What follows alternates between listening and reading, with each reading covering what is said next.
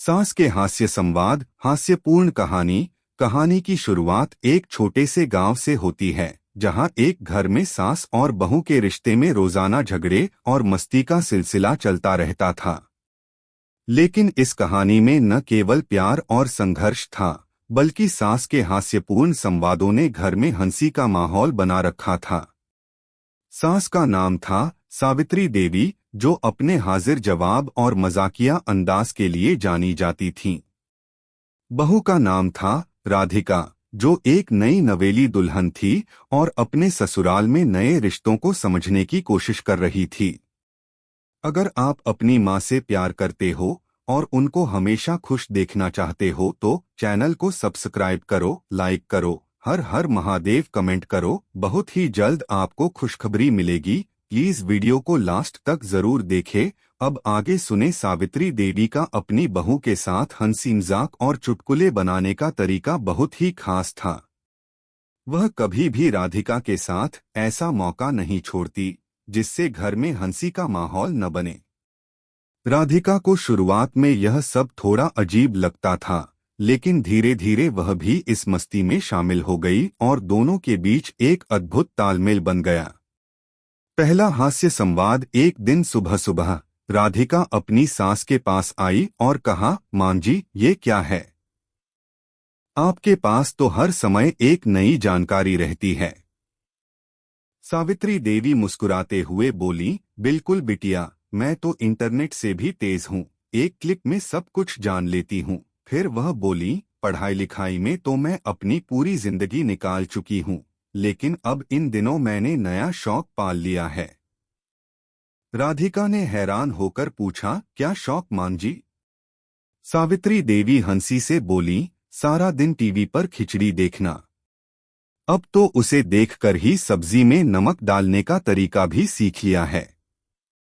दूसरा हास्य संवाद। एक दिन राधिका अपनी सास से पूछने आई, मां जी, आपको क्या लगता है कि हमें घर की सफाई कब करनी चाहिए? सावित्री देवी मुस्कुराते हुए बोली, बिल्कुल, जब घर में कोई मेहमान आए तो सफाई करनी चाहिए। और अगर कोई मेहमान न आए तो सफाई करने का क्या फायदा? किसी को क्या फर्क पड़ता है? जब तक घर में खुदा की तस्वीर और टीवी का रिमोट सही जगह पर हो, बाकी सब ठीक है। राधिका को यह बात सुनकर हंसी आ गई। फिर उन्होंने कहा, मां जी, आप तो बड़े ही मस्त आदमी हैं। सावित्री देवी ने कहा, अरे, मस्त तो मुझे भी बहुत पसंद है, लेकिन घर की सफाई से मस्त रहने में फर्क है, समझो। तीसरा हास्य संवाद। राधिका ने एक दिन सास से पूछा, मां जी, अगर कोई गलत काम कर रहा हो तो क्या करना चाहिए? सावित्री देवी ने हंसते हुए कहा, गलत काम करने वाले को तो समझाना चाहिए, लेकिन अगर वो समझने वाला नहीं है तो उसे भी मजेदार तरीके से समझा सकते हैं। जैसे मेरी तरह शेर के सामने खड़ा हो जाओ और कह दो, मैं तुम्हारा हक नहीं छोड़ सकती, ये काम नहीं करूंगी। राधिका ने कहा, मां जी, आप तो हमेशा हंसी मजाक ही करती रहती हो।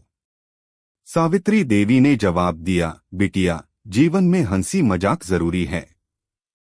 अगर कोई गलत काम कर रहा है तो उसे हंसी में समझाओ, और अगर वो न समझे तो उसे खुद के हाथ में काम करने का तरीका बता दो। चौथा हास्य संवाद। एक दिन राधिका ने अपनी सास से पूछा, मां जी, आपको क्या लगता है कि शादी में सबसे जरूरी क्या है? सावित्री देवी ने एक लंबी सांस ली और मुस्कुराते हुए कहा, बिल्कुल, शादी में सबसे जरूरी चीज है एक दूसरे को समझना। और सबसे जरूरी यह है कि तुम किसी को जला नहीं सकती, बस उसे दाल का तड़का दे दो, वह तड़का सीधे दिल में पहुंचता है। राधिका ने हंसी रोकते हुए कहा, मां जी, आप तो हमेशा कुछ न कुछ नया ही कह देती हो। सावित्री देवी मुस्कुराते हुए बोली, बस यही तो मेरी खासियत है, बिटिया। मैं हर स्थिति में एक मजेदार समाधान ढूंढ लेती हूँ। पांचवां हास्य संवाद। राधिका ने एक दिन अपनी सास से पूछा, मां जी, आपको क्या लगता है कि एक अच्छा पति कैसा होना चाहिए? सावित्री देवी ने एक चुटकुला सुनाते हुए कहा, बिटिया, एक अच्छा पति वही है जो तुम्हारे साथ हमेशा खड़ा रहे, भले ही तुम अपना मुंह धोकर बाल खोले हुए आओ या फिर घर में छुपी हुई शेरनी बन जाओ। राधिका ने फिर कहा, मां जी, आप तो ऐसे बोलती हो जैसे शादी में कोई राज छिपा हो। सावित्री देवी हंसी के साथ बोली, बिटिया, शादी में कोई राज नहीं होता, बस समझदारी और प्यार से रिश्ते चलते हैं। छठा हास्य संवाद। राधिका एक दिन घर की सफाई करते हुए अपनी सास के पास आई और बोली, मां जी, मुझे तो लगता है कि सफाई करने से कोई अच्छा इंसान नहीं बनता। सावित्री देवी ने मुस्कुराते हुए जवाब दिया, बिल्कुल बिटिया, सफाई करने से अच्छा इंसान नहीं बनता, लेकिन सफाई करने से घर में चींटी, मकड़ी और ढेर सारे कीड़े तो नहीं आते। और अगर अच्छे इंसान बनने की बात हो तो उसके लिए सच्चे दिल से काम करना होता है। राधिका हंसी में बोली, मां जी, आप तो बहुत गहरी बातें करती हो।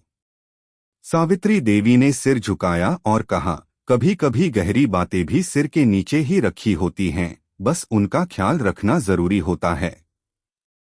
सातवां हास्य संवाद। राधिका एक दिन परेशान होकर अपनी सास के पास गई और बोली, मां जी, मुझे ऐसा लगता है कि दुनिया में सब कुछ बहुत मुश्किल हो गया है।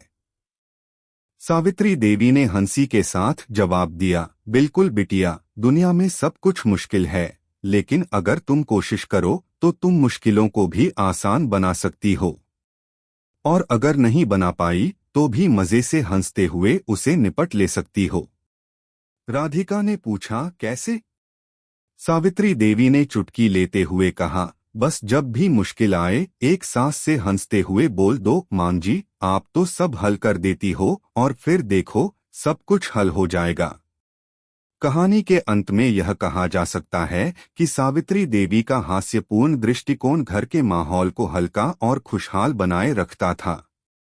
उनके संवाद न केवल मजाकिया होते थे, बल्कि हर बार एक गहरी सीख भी देते थे।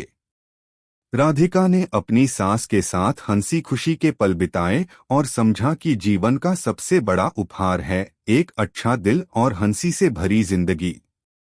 कैसी लगी आपको कहानी? प्लीज कमेंट करो, लाइक करो, सब्सक्राइब करो। धन्यवाद।